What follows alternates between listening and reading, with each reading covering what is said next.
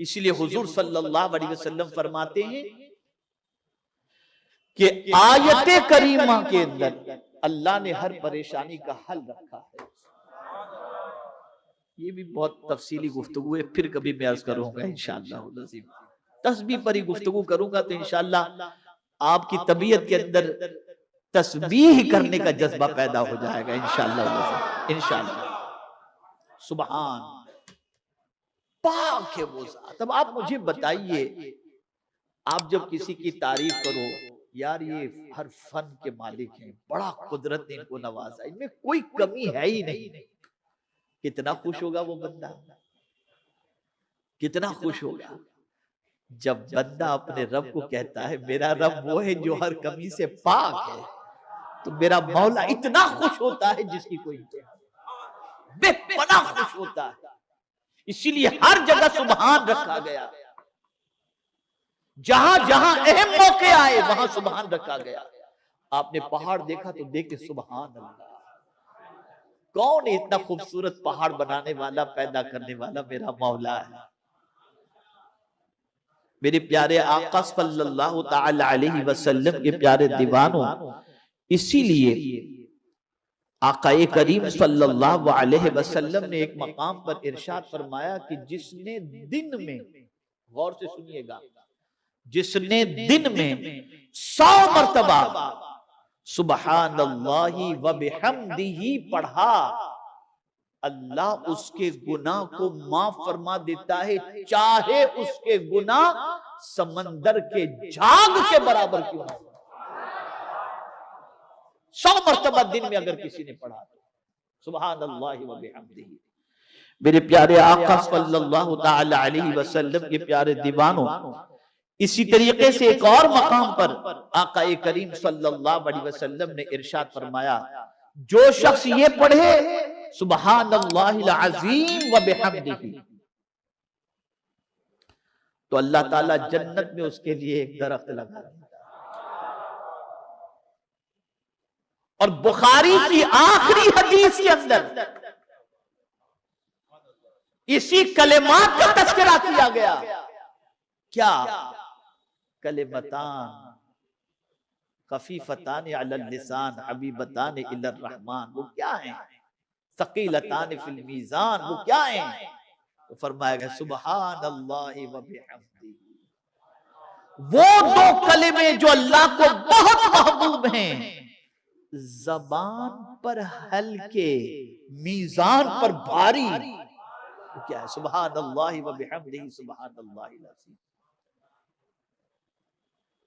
अगर कोई शख्स तंगदस्ती से नजात चाहता है और चाहता है कि अल्लाह उसकी तंगदस्ती को दूर फरमा दे, तो इमाम इश्क मोहब्बत ने फरमाया फज्र की 2 सुन्नत के बाद 70 मर्तबा सुबहानल्लाहि व बिहम्दिही सुबहानल्लाहिल अज़ीम पढ़े और उसके बाद 2 फर्ज नमाज अदा करे, अल्लाह उसकी तंगदस्ती को दूर फरमा देगा।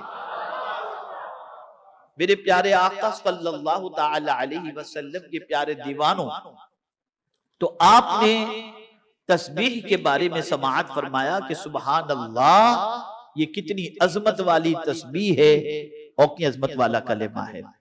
मेरे प्यारे आका सल्लल्लाहु तआला अलैहि वसल्लम के प्यारे दीवानों, आज के ऐलान में आपने ये भी आपने पढ़ा होगा कि मौजिज़ा किसे कहते हैं।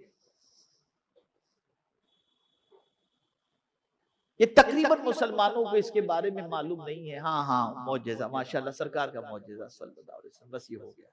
मौजिज़ा किसे कहते हैं, इसको समझोगे ना तो उसके बाद सरकार सल्लल्लाहु अलैहि वसल्लम की अजमत भी आपको समझ में आएगी। मेरे प्यारे आका सल्लल्लाहु तआला अलैहि वसल्लम के प्यारे दीवानों, अल्लामा तफ्ताज़ानी रहमतुल्लाह तआला अलैह मौजिज़े की तारीफ में लिखते हैं, मौजिज़ा किसे कहते हैं उसके बारे में, ऐसा काम जो खिलाफे आदत हो। क्या हो? बोलिए। जो खिलाफे आदत हो और ऐसे शख्स के हाथ से जाहिर हो जो नबूवत का दावा करे, और मुनकिरीन को, यानी दावा कौन करे? उस फेल के हवाले से जो खिलाफ आदत हो रहा है, इसका दावा करने वाला कौन हो? नबी हो। इसका दावा करने वाला कौन हो? नबी हो। लेकिन इस दावे का अगर कोई इनकार करता है तो नबी उसको चैलेंज करते हैं कि तू ऐसा ही काम करके बता दे, और अगर वो नहीं बता सकता तो उसी को कहते हैं मौजिजा।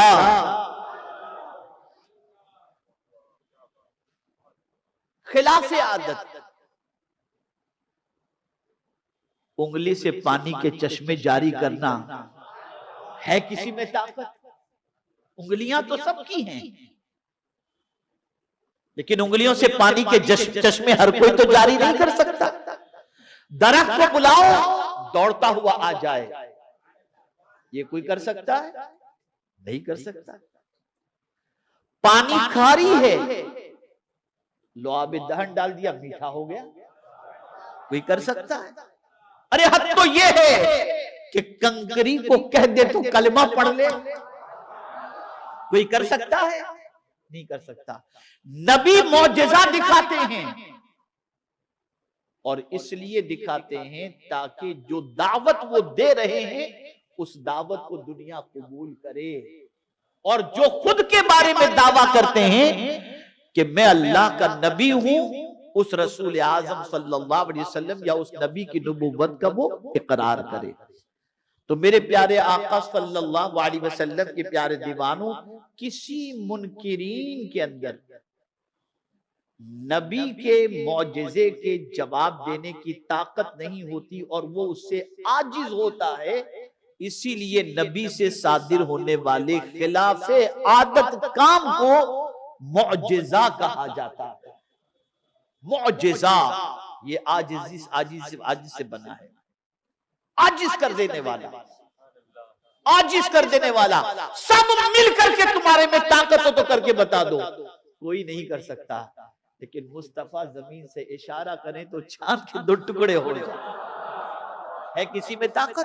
तो आजिज आ जाए। तो रसूल आजम सल्लल्लाहु अलैहि वसल्लम के कई मौजिज़ात हैं, उनमें से 2 बड़े मौजिज़े, एक है मौजिज़े कुरान। ये ऐसा भी मौजिज़ा है कि कल भी इसका जवाब किसी के पास नहीं था, और आज भी इसका जवाब किसी के पास नहीं है। रब ने फरमाया पूरे कुरान की तरह पूरा कुरान नहीं, सूरत की तरह एक सूरत नहीं, एक आयत जैसी आयत ही ला करके बता दो। तो चांद पर कमंदें डालना तो आसान है, लेकिन कुरान की एक आयत जैसी आयत पेश करना ये बस की बात नहीं है। इसलिए कि कुरान जहां खुदा की किताब है, वहां मुस्तफा जान रहमत का मौजिजा है।